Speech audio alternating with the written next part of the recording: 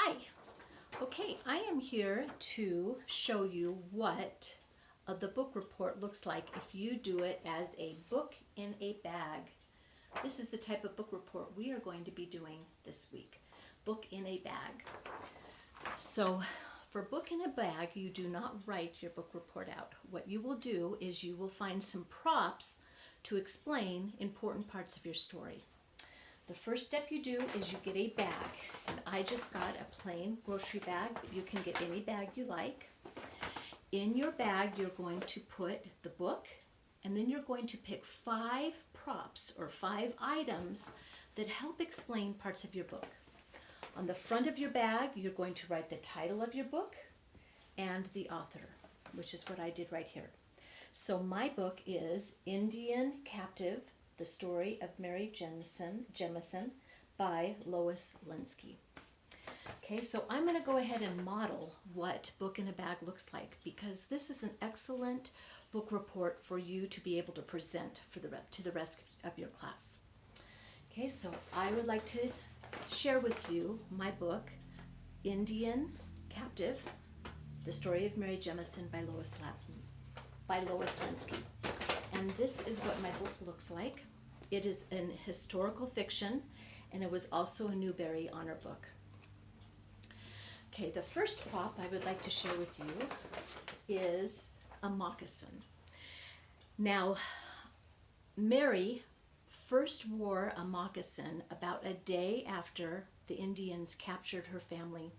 They had made her family walk for many miles, over a day, and finally, when they were in the middle of the wilderness, they led Mary and 2 other people away from the rest of the family.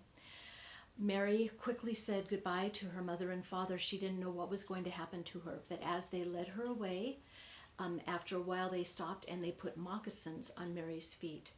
After they put moccasins on her feet, she had to travel for many, many days over mountains, through forests, to wilderness that she had never been before, far, far away from her family. Another reason why I wanted to pick the moccasin was because about a year after Mary had been living with the Indians in their village, she was making her very own moccasins. And a good friend of hers, Turkey Feather, had brought porcupine quills for her to weave in to create a design on her moccasin. And Mary was very proud that she was able to make her own moccasins, because this was showing that she was developing some Indian skills. The next prop I would like to show you is some corn. So this is just a regular piece of corn, and then this is supposed to show what corn looks like when it's still getting ripe. And when corn is growing, at the top of it, there's these little silky threads. And if you've ever opened corn, you'll see the silky threads at the top. And these are called corn tassels. So Mary's family was taken by the Indians, and Mary did not know it, but after she was separated from her family, the rest of her family was killed. However, they didn't kill Mary because they thought she had the most beautiful blonde hair. In fact, her hair reminded them of the corn tassels. So instead, they captured Mary and decided to adopt her to become part of their Seneca tribe. When they finally got to the village, the women in the village looked at Mary's beautiful hair and decided to name her Corn Tassel. So Mary's Indian name became Corn Tassel, after the tassels on the corn. Another prop I have are some feathers. And these represent a story about Mary's friend Turkey Feather.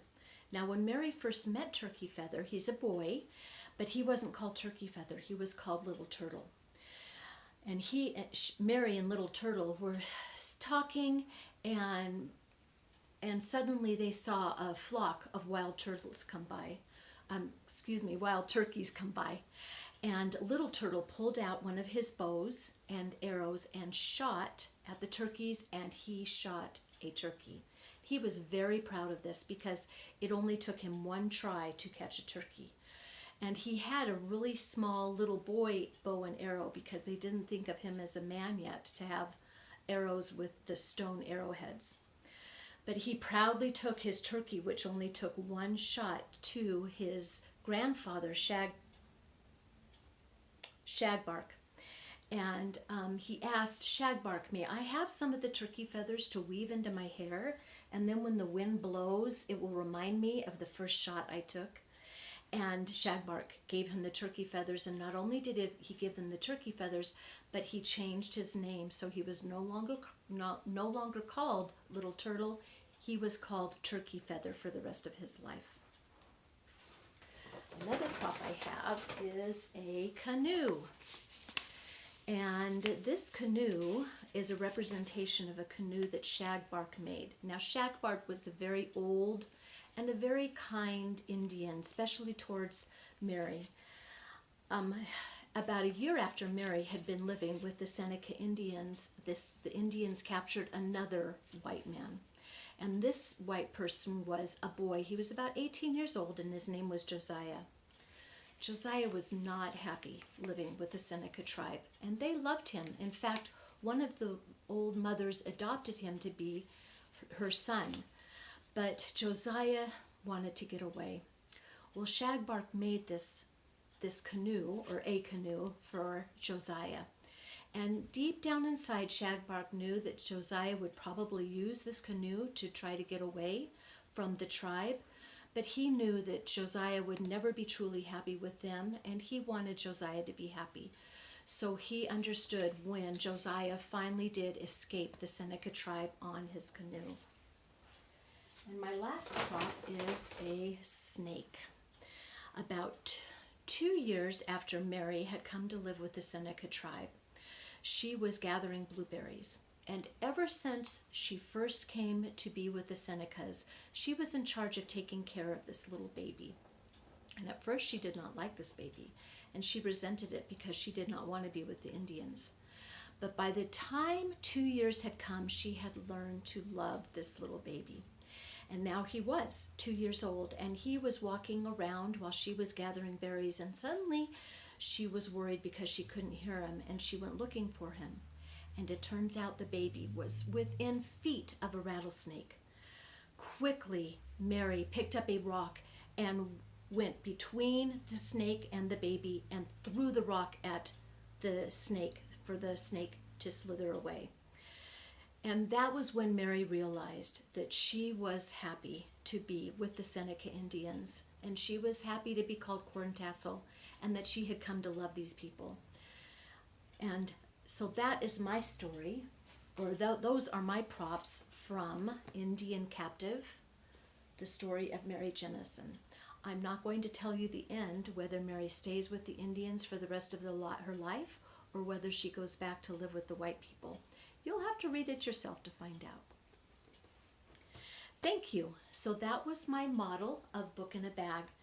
And I hope you noticed that I tried not to spend a lot of time on my props, because you will be presenting to your classmates, so you don't want to be too long. Try to stay within a minute or a minute and a half with each of your 5 props, so that your presentation is under 10 minutes. You might want to practice a little bit beforehand. I hope you enjoyed this book report, and I look forward to seeing some of your book reports, Book in a Bag. Thank you.